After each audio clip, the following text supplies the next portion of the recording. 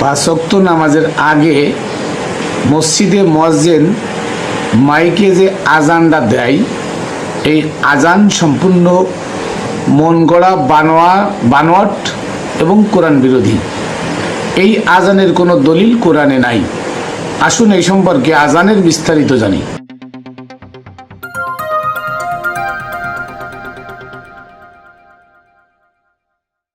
বিসমিল্লাহির রহমানির রহিম। ওয়াসসালাতু ওয়াসসালামু আলা সাইয়্যিদিল মুরসালিন ওয়া আলিহি আজমাইন।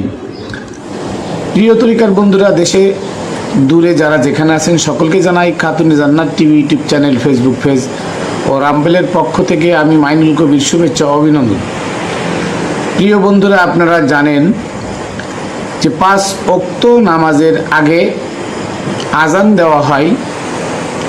এই আজানটা কি, কোত্থেকে আসলো, কোরআনে এর কোনো দলিল আছে কি না? আর আজান দেওয়া হয় কার আগে? নামাজের আগে। এই নামাজ যদি আল্লাহর হুকুম হতো তাহলে কোরআনে থাকতো। আমি সেটা দেখাই দেবো আজকে, যে নামাজ, রোজা, হজ, যাকাত, কুরবানি, এই যে পাঁচটা মৌলিক বিষয়ের উপরে সারা দুনিয়াতে মানুষ পাগল কিছু না করুক, ডাকাতি করা টাকা দিয়েও কুরবানি করে, ডাকাতি করা টাকা দিয়েও হজ করতে যায়, আবার ডাকাতি করা দিয়ে মসজিদ বানায়, সেখানে নামাজ পড়ে পরকালে জান্নাত পাওয়ার জন্য। অথচ এই কৃতকর্মগুলো কে আবিষ্কার করেছে? আমি বারবার আপনাদের হাতে নাতে ধরিয়ে দেখে দিলাম যে কারা আবিষ্কার করলো। তো তেমনই একটি আবিষ্কার হচ্ছে আজান। এই আজান সম্পর্কে কোরআনের দুইটা আয়াত কোরআনে আছে। সে দুইটা আয়াত কি সম্পর্কে? নামাজ যদি ফরজ হইতো তাহলে নামাজের আগে আজান দেওয়ার কথা আল্লাহ বলতো, বলে নাই। কিন্তু আল্লাহ হজের আগে মানুষকে ঘোষণা দিতে বলেছে। আজান শব্দের অর্থ, আজান শব্দের অর্থ ঘোষণা, মুয়াজ্জিন অর্থ শব্দ ঘোষক। যিনি ঘোষণা করেন, যিনি আজান দেন তাকে ঘোষক বলা হয়। আর যে শব্দটা ব্যবহার করা হয় আজান, আলিফ জাল নুন আজান, আলিফ জাল আলিফ নুন আজান, এই আজান শব্দের অর্থ হলো ঘোষণা। সূরা হজের ২৭ নম্বর আয়াতে আছে ওয়াজ্জিম ফিন্নাসি বিল হাজ্জি, ওয়াজ্জিম ফিন্নাসি বিল হাজ্জি, যে তোমরা কি করো? ওয়াজ্জিম ফিন্নাসি বিল হাজ্জি, তোমরা হজের জন্য মানুষের মধ্যে ঘোষণা করো। ওয়াজ্জিন ঘোষণা দাও, ফিন্নাসি মানুষের মধ্যে, বিল হাজ হজের বিষয়ে, মানে হজ সম্পর্কে মানুষের মধ্যে ঘোষণা দাও। তাহলে এখানে দেখা গেল যে হজ আল্লাহর পক্ষ থেকে কি ফরজ। কোন হজ ফরজ? এই হজে কিন্তু হিন্দু, বৌদ্ধ, মুসলমান, খ্রিস্টান কারোর নাম ধরে বলা হয় নাই। এখানে বলা হয় যে সূরা বাকারার ১২৫ নম্বর আয়াত, ওয়াইজ জালনাল বাইতা মাসাবাতাল লিন্নাসি ওয়া আমনা, এই ঘরকে সমগ্র মানব জাতির জন্য পুনর্মিলন এবং কি বানাই দিলাম? নিরাপদ স্থান বানিয়ে দিলাম। তার মানে কাবা ঘরে সবাই মিলে বছরে একবারকে পুনর্মিলন করা। এই পুনর্মিলনের সময়টা হলো ১৬ মাসের, মানে মার্চ মাসের ৩ তারিখ থেকে ৫ তারিখ পর্যন্ত। এইটা হচ্ছে হজের মাস। প্রতি বছর মার্চ মাসের ৩ তারিখ থেকে ৫ তারিখ পর্যন্ত হলো হজ। সেটা ওমর চন্দ্রমাস বানায়, চন্দ্রমাসের ভিতরে ঢুকায় কি করছে? আল্লাহর হুকুমকে রদ করে, আল্লাহর হুকুমকে ভঙ্গ করে তার নিজের মত কায়েম করে গেছে। তো ঠিক আজান আবার সূরা তওবা ৩ নম্বর আয়াত, ৯ নম্বর সূরা ৩ নম্বর আয়াত সূরা তওবার, ওখানে আছে ওয়াজানু মিনাল্লাহি ওয়া রাসূলিহি ইলান নাসি ইয়াউমিল হাজ্জিল আকবার। কি বলছে? ওয়াজানু মিনাল্লাহি ওয়া রাসূলিহি ইলান নাসি ইয়াউমিল হাজ্জিল আকবার, যে তোমরা বড় হজের সময় আল্লাহর রসুলের পক্ষ থেকে মানুষের মধ্যে ঘোষণা দাও। তাহলে আল্লাহ রসুলের পক্ষ থেকে বড় হজের সময় মানুষের মধ্যে ঘোষণা দিতে বলেছে। তাহলে কোরআনের সূরা ৮২ জায়গায় আপনারা বলছেন, ৮২ জায়গায় নামাজের কথা আছে, নামাজ কায়েম করো যাকাত দিয়ে। এই যাকাত শব্দ বোঝেন না, তাই আপনারা ৫ ওয়াক্ত নামাজ পড়েন। যাকাত শব্দের অর্থ মোহত্যাগ। আকিমুস সালাত, সার্বক্ষণিক নামাজ যদি তুমি করতে চাও, মোহ ত্যাগ, জাকাত দাও। জাকাত মানে মোহ ত্যাগ করো, দুনিয়া ত্যাগ করো। তুমি যদি একা হয়ে যাও, নির্জনে গিয়ে বসে থাকলে তোমাকে কেউ বিরক্ত করবে না। তুমি যদি একা না হতে পারো, দুনিয়া ছাড়তে না পারো, তাহলে তুমি আল্লাহর ইবাদত করতে পারবে না। কেন? তুমি যখন ধ্যানে বসবে, তোমার বউ এসে বলবে বাজার নাই, ছেলে এসে বলবে স্কুলের টাকা লাগবে, মেয়ে এসে বলবে পরীক্ষার ফি লাগবে, এই আত্মীয় স্বজন এক একজনে এক এক বাহানা তাল বাহানা তোমার কাছে করবে, অতএব তুমি নির্জনে না বসলে সার্বক্ষণিক সালাত কায়েম করতে পারবে না। এর নাম হয়েছে আকিমুস সালাত। এই জন্য আল্লাহ বলছে ওয়াতুজ জাকাত।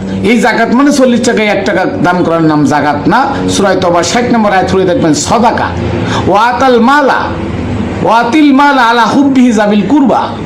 আল্লাহ বলে দিছেন মাল সদকা এইটা হচ্ছে ভিন্ন, আর জাকাত হলো ভিন্ন। জাকাত মানে মুহতাজ, আর সদকা মাল এটা মানুষের ইনকামের উপার্জনের 5% গরিব অসহায় 6টা খাতে দান করা, সেটারে বানাইছেন জাকাত।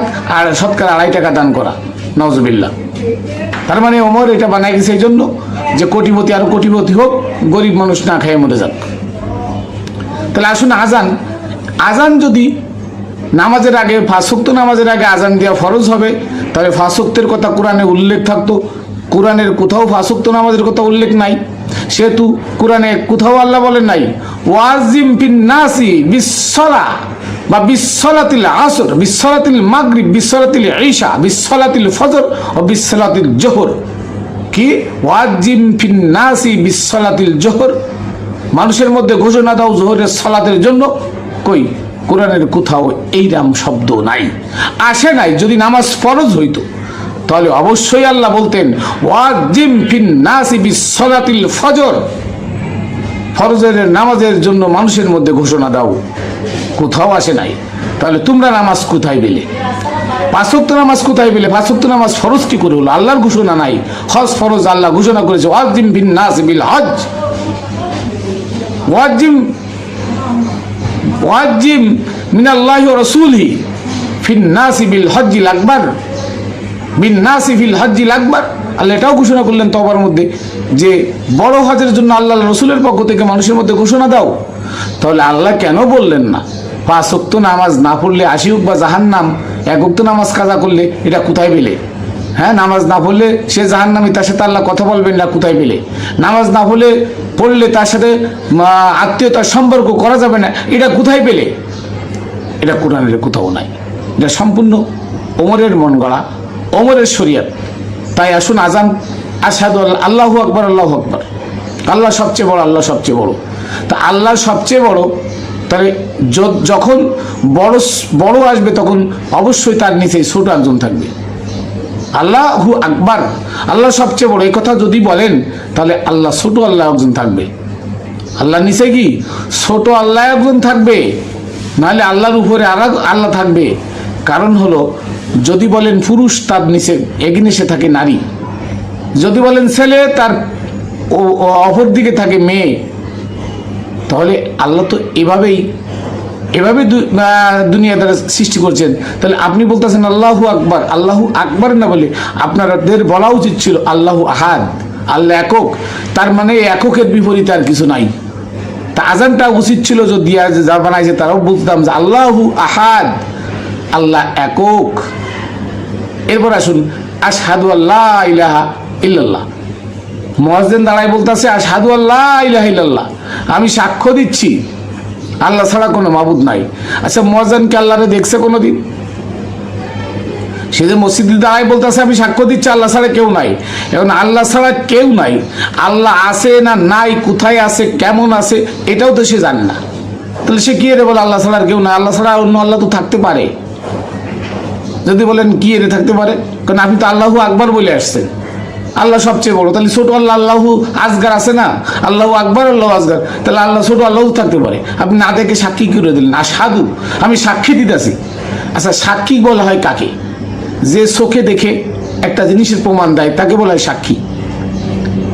সলিমদ্দিন কলিমদ্দিকে হত্যা করেছে, আমি নিজ চোখে দাঁড়ায় থাকে দেখছি, এটার নাম বলে সাক্ষী। আর এই সাক্ষীটা কোর্টে গিয়ে যদি বলে যে হ্যাঁ এই সলিমদ্দিন কলিমদ্দিরে হত্যা করেছে, আমি নিজ চোখে দেখেছি, তাহলে এটার নাম সাক্ষী। এটা আদালত গ্রহণ করবে যে হ্যাঁ ওর সাক্ষী অরিজিনাল, ঠিক আছে, ও চোখে দেখছে। আর যদি আপনি যে বলেন সলিমদ্দিন কলিমদ্দিনকে হত্যা করছে, এটা আমার মন গড়া, আমি মনের থেকে এইটা ধারণা করি যে ওইটিই ওরে হত্যা করছে, দেখেন তো নাই, কেন না দেখে নাই, কেউ আপনাকে বলে নাই না, তাহলে এটা কি মানবে? কেউ মানবে না। আল্লাহর আদালতে এই সাক্ষীর কোনো অস্তিত্ব থাকবে না। এই সাক্ষী কিসের সাক্ষী? তুমি তো আল্লাহরে দেখো নাই। আল্লাহ কাকে? আল্লাহ কোথায় থাকে? যদি আল্লাহকে দেখতে তা তুমি বেটা মজ্জিনগিরি করে খাইতে না, তুমি কাম করে খাইতে। যদি আল্লাহকে দেখতে তাহলে তুমি আল্লাহর কাছে চাইতা, তুমি মানুষের সুদকরের কাছ থেকে মাস গেলে বেতন নিতা না। তুমি তো আল্লাহর দেখো নাই। মিথ্যা সাক্ষী, এই মিথ্যা সাক্ষীর কোনো প্রমাণ নাই, এই দেখে নাই, শোনে নাই, সাক্ষী দিয়ে দিল। অথচ কোরআন পড়ো, কোরআনে আছে আল্লাহর হাত আছে, পা আছে, চোখ আছে, কান আছে, আল্লাহ বসে, আল্লাহ ঘুমায়, আল্লাহ দাঁড়ায়, সেগুলো কোথায়? তা তুমি সেগুলো যদি জানতা তাহলে বলতে না অদৃশ্যের পরে, বলতে না আমি সাক্ষী দিচ্ছি আল্লাহ ছাড়া কোনো মাবুদ নাই। আল্লাহ ছাড়া যদি কোনো মাবুদ না থাকে তাহলে তুমি কেন সুদখোরের আন্ডারে চাকরি করো? তুমি ঘুষখোরের আন্ডারে চাকরি করো, এটা কেন করো?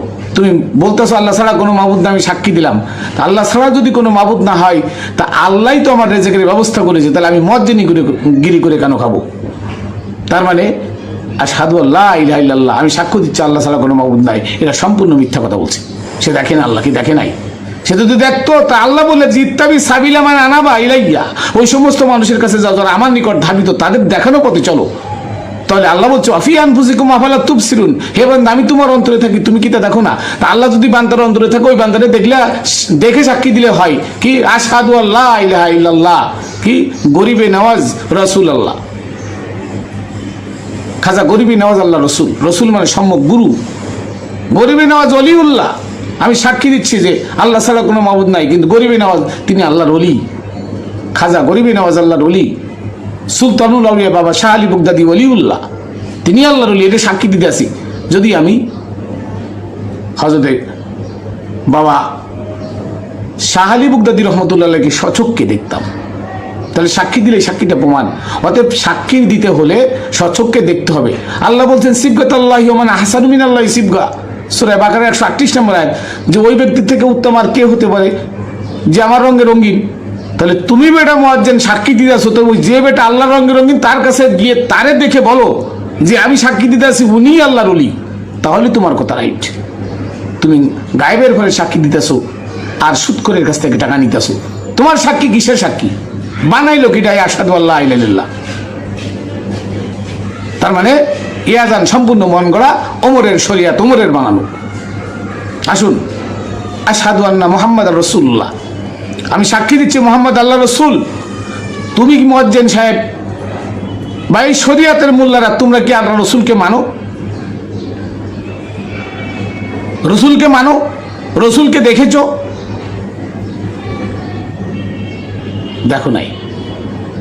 যদি রসুলকে মানতে তাহলে বলতে না রসুল মাটির তৈরি, মরে ফুসে গলে গেছে, বলতে না।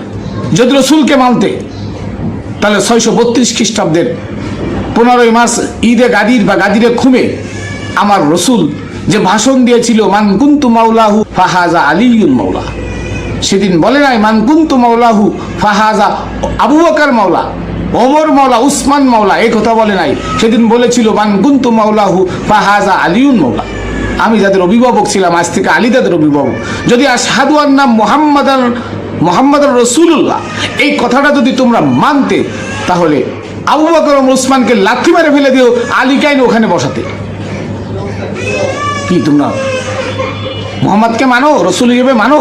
কখনো মানো না। যদি মানতে তাহলে সেই 632 খ্রিস্টাব্দের বিদায় হজের ভাষণ মান কুনতু মাওলা ফাহাজা আলিউল মাওলা, আমি যার অভিভাবক ছিলাম আজ থেকে আলী তার অভিভাবক। সেদিন বলেছিল আইয়ুহান নাস, হে মানুষ সকল, আলাস্তু বিআউলা মিন আনফুসিকুম, তোমরা কি তোমাদের জীবনের চেয়ে আমাকে বেশি ভালোবাসো না? ক্বালু বালা, সবাই বলেছিল হ্যাঁ। সেদিন বলেছিল ইন্নী তারিকুন ফিকুম সাকলাইন, তোমাদের কাছে আমি দুটো ভারী বস্তু রেখে যাচ্ছি, কিতাবুল্লাহ ওয়া ইত্রাতে আহলুল বাইতি, আল্লাহর কিতাব এবং আহলে বাইত। আল্লাহর কিতাব আর আহলে বাইত কি? একই জিনিস, একই জিনিস। আহলে বাইত 4 জন, আল্লাহর কিতাব হলো 4 জন। তখন বান্ডিং করা বই ছিল না, কিতাব তখন চামড়ার কাগজে লেখা ছিল না, কিতাব তখন মাওলা আলী ছিল, হাসান হুসাইন মা ফাতেমা ছিল। তা ঈদে গাদিরে, এই গাদিরে খুম বিদায় হজের ভাষণে মাওলা আলীকে ধরে বলেছিলেন কি মান কুনতু মাওলা ফাজ আলিউন মাওলা, আমি যার অভিভাবক ছিলাম আজ থেকে আলী তার অভিভাবক। তার মানে হচ্ছে আলী জিন্দা কিতাব, আর আমার আলী আর তিনজন অনুপস্থিত ছিল, তাই বলছে আহলুল বাইত। ইন্নি তারিকুন ফিকুম সাকলাইন, দুইটা বাদু বস্তু রেখে যাচ্ছি, কিতাবুল্লাহ এই আলী, আলী আল্লাহর কিতাব, জিন্দা কিতাব, আর ওই ইত্রাত আহলুল বাইতি, হাসান হুসাইন মা ফাতেমা আসে নাই, তারা আহলে বায়াতের সদস্য, তাই বলছে ওই ইত্রাত আহলুল বাইতি, আমি আমার আহলে বায়াতকে রেখে গেলাম। তাহলে কিতাবুল্লাহ বলতে তখন কোরআন শরীফ বান্ডিং করা ছিল না, ওসমান পরে বান্ডিং করেছে, তখন বান্ডিং ছিল না, সেহেতু কিতাবুল্লাহ বলতে মাওলা আলী, আর আহলুল ইত্রাত আহলুল বাইতি সেটা হচ্ছে মা ফাতেমা, হাসান আর হুসাইন। আজকে সারা দুনিয়াতে মসজিদে আজান হয় আশহাদু আন্না মুহাম্মাদুর রাসূলুল্লাহ, আমি সাক্ষী দিচ্ছি মুহাম্মদ আল্লাহর রাসূল, অথচ কি হচ্ছে আজকে সারা দুনিয়াতে মোহাম্মদের এন্টি ইসলাম প্রচার হচ্ছে, প্রসার হচ্ছে। এই নামাজ মোহাম্মদ পড়ে নাই, কেন পড়বে? এই নামাজের ভিতরে শুরু থেকে শেষ পর্যন্ত সূরা ফাতিহা তার সাথে একটা সূরা মিলানো ছাড়া কোরআনের একটা কিছু নাই, সব মানব রচিত মন গড়া। তাহলে এই নামাজ কি করে আল্লাহর হয়? এই নামাজ যদি আল্লাহর হইতো তাহলে হতো আজিম ফিন নাস বিসালাতিল ফজর বিসালাতিল জোহর বিসালাতিল আসর বিসালাতিল মাগরিব ও বিসালাতিল আইশা, আল্লাহ কথা বলে দিতেন। 5 ওয়াক্ত নামাজের আগে মানুষের মধ্যে ঘোষণা দাও, মানুষকে ডাকো, কই কোথাও নাই। তাহলে এই নামাজ আল্লাহর হয় কি করে? আশহাদু আন্না মুহাম্মাদুর রাসূলুল্লাহ, সাক্ষী দিচ্ছি মুহাম্মদ আল্লাহর রাসূল। মুহাম্মদ আল্লাহর রাসূল হলে মোহাম্মদ ইসলাম কায়েম হতো, আজকে ওমরের ইসলাম চলতো না। মসজিদ বানানো কোরআনের নিষেধ, মোহাম্মদ জিন্দেগিতে একটা মসজিদ বানায় নাই। তুমি মসজিদ বানায় সেখানে হাজার হাজার না কোটি কোটি মসজিদ বানায় সেখানে দাঁড়ায় ডাক, ওমরের বানানো মসজিদ কোরআন বিরোধী, সেখানে দাঁড়ায় তুমি ডাকতাছো কি আশহাদু আন্না মুহাম্মাদুর রাসূলুল্লাহ, আমি সাক্ষী দিচ্ছি মোহাম্মদ আল্লাহর রাসূল। তুমি সুদখোরের টাকা খেয়ে ওমরের শরীয়তের সাক্ষী দিচ্ছ, কিন্তু তুমি মোহাম্মদকে মোহাম্মদ বলে মানো না, মোহাম্মদকে রসুল বলে মানো না, মোহাম্মদকে নবী বলে মানো না। কারণ যদি মোহাম্মদকে মানতে তা মোহাম্মদ ইসলাম প্রচার করতে, তুমি ওমরের ইসলাম প্রচার করতে না, সুদখোরের টাকা খেয়ে সুদখোরের বেতন মুক্ত দাস হয়ে তুমি মোহাম্মদ ইসলাম প্রচার, ওই ওমর ইসলাম প্রচার করতে না, মোহাম্মদ ইসলাম প্রচার করতে। আর মোহাম্মদ ইসলাম প্রচার করতে হলে তোমার মসজিদ লাগে না, আল্লাহর ওলির খানকায় যেতে হয়। আশহাদু আন্না মুহাম্মাদুর রাসূলুল্লাহ, কি সুন্দর কইতাছ, আমি সাক্ষী দিচ্ছি মোহাম্মদ আল্লাহ রসুল। আরে মোহাম্মদ আল্লাহ রসুল হলে তাহলে মোহাম্মদের রেখে যাওয়া ইসলাম কেন মানলে না? মোহাম্মদ যদি আল্লাহ রসুল হতো, মোহাম্মদকে যদি আল্লাহ রসুল হিসেবে মানতে, তাহলে মউদের ময়দানে আবু বকর ওমর ওসমান তোমরা মোহাম্মদকে ফেলাইলে কেন? মোহাম্মদকে রক্তাক্ত অবস্থায় উহুদের ময়দানে ফেলাইলে কেন? এটা আমার কথা না, কোরআনের সূরা আল ইমরানের 153 নম্বর আয়াত খুলে দেখেন। আয়েশার 3টা হাদিস দিছি, 3টা হাদিস যে আবু বকর ওমর ওসমান উহুদের ময়দানে নবীকে রক্তাক্ত অবস্থায় ফেলাইছিল, আমার কথা না। তাহলে তোমরা মোহাম্মদকে মানো, কিসের মোহাম্মদকে মানো? মোহাম্মদকে মানলে মোহাম্মদের মৃত্যু সজ্জায় যিনি ওফাত নেবেন, ওফাত সজ্জায় ওমর বলল কাগজ কলম লাগবে না, নবী 3বার চাইলেন, হাদিসে কিত্তাস পড়ে দেখেন, কাগজ কলম লাগবে না, কোরআন আমার কাছে আছে। তুমি কি কোরআন মানো? ওমর কোরআনের ধারে কাছে তুমি আসো নাই, তুমি জাল হাদিস সিয়াসি তেজমা কিয়াস ফিকাহ উসুল বানায় নিছো, সেটা তোমার পড়তে হবে। কারণ কোরআনের ভিতরে শরিয়াত হলো কি? কোরআনের শরিয়াত হলো 500টা। কটা? 500টা। 250 হালাল, 250 হারাম, 250 হালাল, 250 হালাল, 250 হালাল, যে এই 250 পথ শরিয়াত, 250 হারাম, ওই 250 মারার নাম শরিয়াত। তাহলে কোরআনে 250 হারাম, 250টা হালাল, 250টা হারাম, এইটা মানার নাম শরিয়াত। এখানে ইজমা কিয়াস ফিকাহ উসুল আসবে কেন? লাগবে কোন কারণে? আল্লাহর বিধান যা আছে আমি ওইটা মেনে নেবো, ওইটার নাম মোহাম্মদ ইসলাম। আজকে ওইটাকে লাথি মেরে ফেলে তুমি ইজমা কিয়াস ফিকাহ উসুল জাল হাদিসের মধ্যে ঢুকে গেছো। মুয়াজ্জিন সাহেব, তুমি 3 ক্লাস লেখাপড়া করে তুমি মুফাসসির মুফতি লাগায় আজকে 10,000 টাকা বেতনে এসে সুদখোরের কাছে সাক্ষী করো মসজিদে। আর তুমি সাক্ষী দাও আশহাদু আন্না মুহাম্মাদুর রাসূলুল্লাহ, আমি সাক্ষী দিছি মুহাম্মদ আল্লাহ রসুল। মুহাম্মদ আল্লাহ রসুল হলে মৃত্যু সজ্জায় আবু বকর ওসমান কেন ফেলাই থুয়ে বনু সাকিফায় গিয়ে 3 দিন 3 রাত কাটায় মোহাম্মদ ইসলামের দাফন কাফন তারা দিল না? মোহাম্মদকে যদি নবী হিসাবে তোমরা মানো, তাহলে কেন তাবুকের যুদ্ধে পিছন থেকে ভাইগে এসেছে, পাহাড়ের উপরে দাঁড়ায় পাথর নিয়ে মোহাম্মদকে হত্যা করতে চেয়েছিলে? মোহাম্মদকে যদি নবী মানতে, তাহলে গাদিরে মোহাম্মদের বিধান মানো না, মোহাম্মদের রেখে যাওয়া ইসলাম মানো না। কারণ কি? কারণ হলো তোমরা মুনাফিক। মুহাম্মদ সাল্লাল্লাহু আলাইহি ওয়াসাল্লাম 12 জন মুনাফিকের নাম লিখে দিয়ে গেছেন। তার মধ্যে 1 নম্বর ওমর, 2 নম্বর আবু বকর, 3 নম্বর উসমান, তালহা, জুবায়ের। এরা মুনাফিক। এদের নাম হযরত হুযায়ফা রাদিয়াল্লাহু তাআলা আনহুর কাছে লিখে দিয়ে গেছেন আমার নবী। তোমরা যদি মুহাম্মদ ইসলাম মানতে, তাহলে যে 18 জন সাহাবী মাওলা আলীর কাছে বায়াত হয়েছিল, গাদির হুকুমে বায়াত ভঙ্গ করে নাই, ওমর তুমি তারে তালোয়ার দিয়ে তাদেরকে মাইরে মদিনা কেন ছাড়া করলে? যদি মুহাম্মদকে তোমরা মানবো, মুহাম্মদ আল্লাহ রসুল, এইটা যদি মানতে। অতএব যা চলতেছে দুনিয়াতে সব ওমরের শরিয়াত। আসুন, হাই আলা সলা, হাইউন আলা সলা, কয়টা শব্দ? 3টে শব্দ। হাইউন আলা সলা। সলাৎ শব্দের অর্থ স্মরণ সংযোগ। আলা মানে উপরে, হাইউন মানে চিরঞ্জীব হও। তার মানে সার্বক্ষণিক সালাতে থাকো, স্মরণ সংযোগের মাধ্যমে থাকো, সার্বক্ষণিক স্মরণ সংযোগের মাধ্যমে লিপ্ত থাকো। এখন এই স্মরণ সংযোগ কার দ্বারা? স্মরণ সংযোগ, সংযোগের মাধ্যমে আল্লাহকে স্মরণ করা। অবতাগু ইলাইহিল ওসিলা, ওসিলা ধরে আল্লাহকে খোঁজা, ওসিলার মাধ্যমে আল্লাহকে খোঁজা। যেমন রব্বুল মাশরিকি ওয়াল মাগরিবি লা ইলাহা ইল্লাহু ফাত্তাখিযহু ওয়াকিলা। রব্বুল মাশরিকি ওয়াল মাগরিব, পূর্ব পশ্চিমে আল্লাহ আছেন, রব আছেন। রব্বুল মাশরিকি ওয়াল মাগরিবি লা ইলাহা ইল্লাহ, সেই আল্লাহ ছাড়া কোনো ইলা নাই, কোনো মাবুদ নাই, কোনো সৃষ্টিকর্তা, বিধানদাতা, রিজিকদাতা নাই। ফাত্তাখিযহু ওয়াকিলা, সেই আল্লাহকে ধরো উকিল হিসেবে। এখন আমার একটা কথা হলো, সারা দুনিয়ার তাফসীর কারককে মাথার মধ্যে কিড়া ঢুকছে, কিড়া। উমাইয়া আব্বাসীদের কিড়া ঢোকানো, তাই তারা আল্লাহরে উকিল বানাইছে এই তাফসীরে। ফাত্তাখিযহু ওয়াকিলা মানে পূর্ব পশ্চিমের রব যিনি, তিনি ছাড়া কোনো উপায় নাই, তাকে উকিল ধরো, তাকে উকিল হিসেবে ধরো। ফাত্তাখিযহু, তাকে ধরো, ওয়াকিলা, উকিল হিসেবে। এখন আল্লাহ যিনি পূর্ব পশ্চিমের রব, তারে যদি উকিল হিসেবে ধরতে হয়, তাহলে আল্লাহর সে বড় আল্লাহ আর একজন আছে, ব্যারিস্টার বা বিচারপতি আর একজন আছে, আল্লাহকে উকিল হিসেবে ধরে তার কাছে যেতে হবে। নাউজুবিল্লাহ। এই তাফসীরটা করা মানে সে শিরিক করলো, কুফরি করলো, সে মুশরিক হয়ে গেল। যে পূর্ব পশ্চিমের রব যিনি, তিনি ছাড়া কেউ নাই, তাকে উকিল হিসেবে ধরো। নাউজুবিল্লাহ। এইখানে আল্লাহ বলছেন নফি আনফুসিকুম আফালা তুবসিরুন, হে বান্দা আমি তোমার অন্তরে আছি, তুমি কি তা দেখো না? তাহলে আল্লাহ যে বান্দার অন্তরে থাকে ওই ব্যক্তি রব।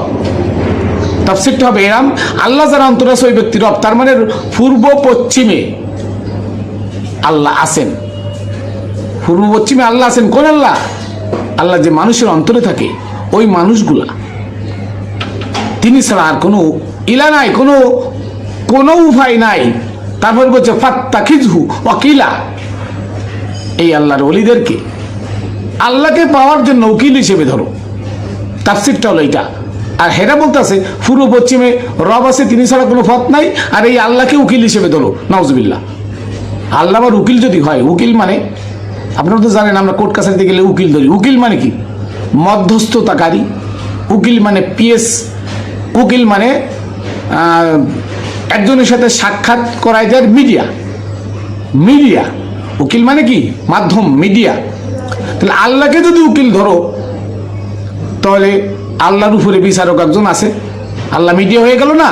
তাহলে যখন মিডিয়া হয়ে গেল, তখন আমি আল্লাহর সাথে শিরিক করলাম। আল্লাহকে লা ইলাহা ইল্লাল্লাহ কইলাম, যে লা ইলাহা ইল্লাহু ফাত্তাখিযহু ওয়াকিলা, আল্লাহ ছাড়া কোনো মাবুদ নাই, তারে উকিল হিসেবে ধরো। তার মানে কিরাম হইল? এদিকে কইতেছে আল্লাহ ছাড়া কোনো মাবুদ না, আবার আল্লাহর উকিল হিসেবে ধরো। তো আল্লাহর উকিল হিসেবে ধরবো, আল্লাহর মাধ্যমে নাই, তাহলে কোনো বিচারকের কাছে আমি যাব, তাই না? হিসাব করে দেখেন কথাটা কত বড় জঘন্য কথা। রব্বুল মাশরিকি ওয়াল মাগরিব, পূর্ব পশ্চিমের রব, লা ইলাহা ইল্লাহ, সে ছাড়া কোনো ইলা নাই। ফাত্তাখিযহু ওয়াকিলা, তাকে উকিল হিসেবে ধরো। তো উকিল হিসেবে যদি আল্লাহকে ধরতে হয়, তাহলে আল্লাহর উপরে একজন বিচারক আছে। এই আয়াতের ব্যাখ্যায় তাই আসে। অতএব আল্লাহর ওলিদেরকে আল্লাহ বলছেন আল্লাহর ওলি, আল্লাহ পূর্বেও আল্লাহ আছেন, পশ্চিমেও আল্লাহ আছেন। তার মানে আল্লাহর ওলি পূর্বও আছে, পশ্চিমেও আছে। আর যে আল্লাহ তাদের মধ্যে থাকে, সেই আল্লাহ ছাড়া কোনো পথ নাই। এবার ফাত্তাখিযহু ওয়াকিলা, এই আল্লাহর ওলিদেরকে উকিল হিসেবে ধরো আল্লাহর সাথে মিলার জন্য। তাই বলছে হাইয়ুন আলা সলা, তুমি স্মরণ সংযোগের উপরে চিরঞ্জীব হও, হাইয়ুন চিরঞ্জীব হও, আলা উপরে সলা স্মরণ সংযোগ। তাহলে আল্লাহর অলিদের মাধ্যমে আল্লাহকে স্মরণের পরে চিরস্থায়ী হতে বলছে, সার্বক্ষণিক হতে বলছে, সর্বক্ষণ আল্লাহর অলিদের মাধ্যমে আল্লাহকে স্মরণ করতে বলেছে। হাইয়ুন আলাস সলা, এটার অর্থ হাইয়ুন আলাস সলা। এবার হাইয়ুন আলাল ফালাহ, ফালাহ মানে নাজাত, ফালাহ মানে কি? নাজাত মানে মুক্তি। হাইয়ুন আলাল ফালাহ, তুমি চির মুক্তির উপরে চিরঞ্জীব হও, তুমি মুক্তির উপরে চিরঞ্জীব হও, ফালার উপরে চিরঞ্জীব হও। তার মানে তুমি দুনিয়া থেকে পাপ মুক্ত হয়ে যাও, দুনিয়া থেকে পাপ মুক্ত হয়ে থাকো। এখন এই হাইয়ুন আলাস সালাহ, হাইয়ুন আলাল ফালাহ, ওরা কাই এসো নামাজের দিকে, এসো নামাজের দিকে, এসো নামাজের দিকে পাইলি কই? গাধার দল, অর্থ বোঝে না। আর মুক্তি পাইতে হলে আল্লাহর অলিদের কাছে যাইতে বলে, ইত্তাবি সাবিলা মান আনাবা ইলাইয়া। আল্লাহর এই কথাটা বাদ দিবেন কোথায়? ইত্তাবি, আল্লাহ ডাইরেক্ট বলছে, হুকুম করো ওই সমস্ত মানুষের আনুগত্য করো। সাবিলা, ওই সমস্ত লোকের দেখানো রাস্তার আনুগত্য করো। মান আনাবা ইলাইয়া, যে ব্যক্তি আমার নিকট ধাবিত, তার মানে আমি আল্লাহর সাথে রঙে রঙিন হয়ে গেছে যে ব্যক্তি, তার দেখানো পথে চলো। আর তুমি চলতাছো ওমরের বানানো শরিয়াতে, তো তুমি কি এর মুক্তি পাইবা? তাহলে হাইয়ুন হাইয়ালাল ফালা, তার মানে আল্লাহর অলিদের দেখানো পথে তুমি চলো, ওর নাম হাইয়ুন আলাল ফালা। এরপর আসেন সকালবেলায় ফজরের নামাজের সময় কি বলা? হাইয়ালাস কি? আসসালাতু খায়রুম মিনান নাউম, আসসালাতু খায়রুম মিনান নাউম। নামাজ ঘুমের থেকে উত্তম, নামাজ ঘুমের থেকে উত্তম। এটা বুখারী শরীফের হাদিস। কে বলছেন? নবী বলছেন নামাজ ঘুমের থেকে উত্তম। আবার বুখারী শরীফের হাদিস আরেকটা আছে, সেটা কি জানেন? নাউমুল আলেমে খয়রুম মিন ইবাদাতিজ জাহেল। আলেমের ঘুম মূর্খের ইবাদতের থেকে উত্তম। এবার আলেম আর জালেম কিনা আমি এবার দেখাই দিই। তাহলে সকালবেলায় আপনি আলেমের ঘুম ভাঙতাছেন, জালেমের ইবাদতের জন্য মাইকে জোরে জোরে সাউন্ড দিয়ে বাজায়, এই হুকুম আপনাকে কে দিল? আলেমের ঘুম ভাঙছে না? তা আলেমের ঘুম যদি জাহেলের ইবাদতের থেকে উত্তম হয়, তা সকালবেলায় কেন তুমি ডাকো নাউমুল্লাহ, যে আসসালাতু খায়রুম মিনান নাউম, যে নামাজ ঘুমের থেকে উত্তম? তাহলে কোন হাদিস, হাদিস কোনটা সঠিক? আসসালাতু খায়রুম মিনান নাউম এটা সঠিক, নাকি নাউমুল আলিমে খায়রুম মিন ইবাদাতিজ জাহেল, আলেমের ঘুম জাহেলের ইবাদতের থেকে উত্তম, মূর্খ মানুষের ইবাদতের থেকে উত্তম? কোনটা রাইট? মূর্খ মানুষের ইবাদত থেকে উত্তম। তা সকালবেলায় মূর্খ মানুষ ইবাদত করে, আলেমরা তো ইবাদত করে না। এবার আসুন, আজান দিলে এই মূর্খ মানুষের ইবাদত করে কে? ইবাদত করায় কে? আলেমে করায়। নামাজটা কে পড়ায়? আলেমে পড়ায়। ও কি আলেম? হউজ আলেম, হউজ আলেম। যদি আলেম হইতো তাহলে ওর ঘুম তো মূর্খ মানুষের ইবাদত থেকে উত্তম, তাহলে ও কেন যাবে নামাজ পড়ায় মসজিদে? মুফতি মুহাদ্দিস মুফাসসির আলহাজ মুফতি মুহাদ্দিস সলিমউদ্দিন কলিমউদ্দিন, নাম তো রেখে দিয়েছেন বড় বড় আল্লামা, কত ডিগ্রি। তাহলে আপনারা কইতাছেন আমরা নবীর ওয়ারিস, তাহলে এই হাদিসের আন্দাজ তো আপনারা পড়েন না।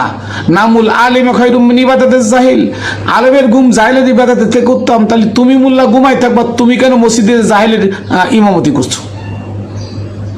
তাহলে কোনটা সহিহ হাদিস?